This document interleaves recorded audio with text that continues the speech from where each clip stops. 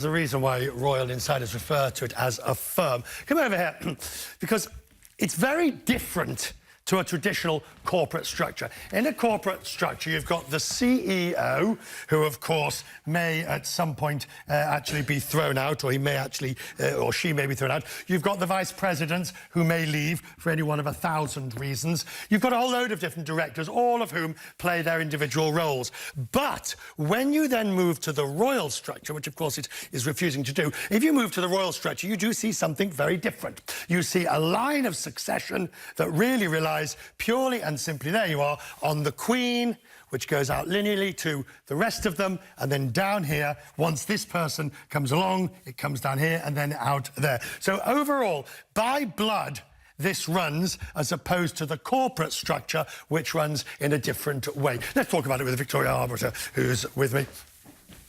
Good to see you. Good to see you, Happy New Year. Happy New Year to you. I just want to talk about this. Max says it's not a crisis, but to some extent, they've made their demands, the Sussexes, the succession, for want of a better word, the leadership of the firm, the Queen, the Duke and the Prince, say, OK, we'll work with you. Where do we go now? I think where it's going to become very difficult, really, Richard, is when we look to the reign of King Charles III. Now, Charles has made no secret of his desire for a slimmed-down monarchy. I think everyone's in agreement with that. The Queen's cousins that have been supporting her are all very elderly anyway, so a slimmed-down monarchy of the future is a positive thing. But that included Harry and Meghan. And now when we look to the future of the monarchy, we've got Charles and Camilla, King and Queen Consort, and then William and Kate. The Cambridge children aren't going to be working for a good 20, 25 years. So that is a very small monarchy given the breadth of the Commonwealth, the 16 Commonwealth realms for which Charles will be head of state, not to mention all of the patronages. Isn't this a failure, to some extent, of Charles, both as a parent and as the next sovereign? I mean, his son has essentially launched an Exocet missile at at everything they hold dear. And he ignored the Queen, or disregarded the Queen. He is wanting to go in a completely different way. The Queen had to call this meeting and say, I want this sorted out with days. And meanwhile, Charles is wringing his hands and seemingly nowhere to be seen.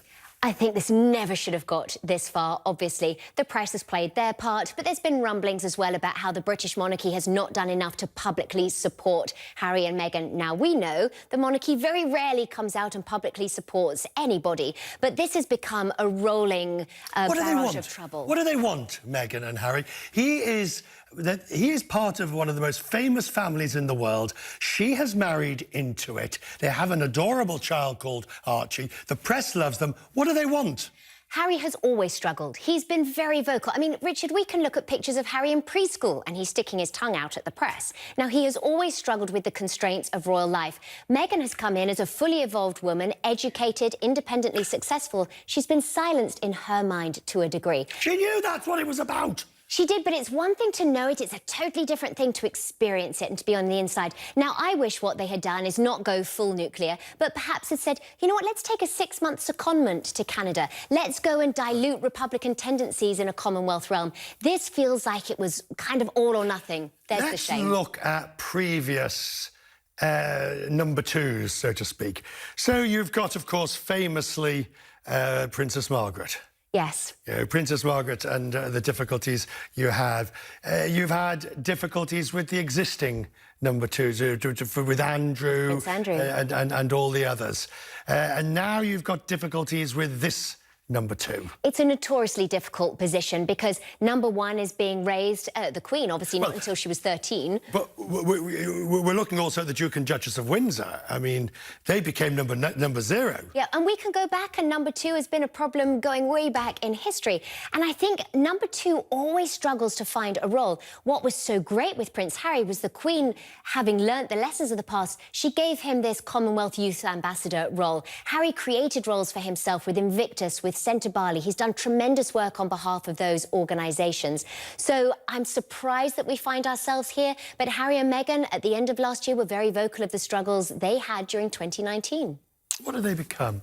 So they become this curious oddity like we just saw with the Duke and Duchess of Windsor, living out their lives in some sort of semi-royal but not official and not brought out on the big state occasions. Is that what they end up as? Well, it's never worked before, where you have one foot in a civilian camp and one foot in a royal camp. So what do they become as we look ahead to the future? I think more civilian and less royal. Thank you. Thank you. Thank you.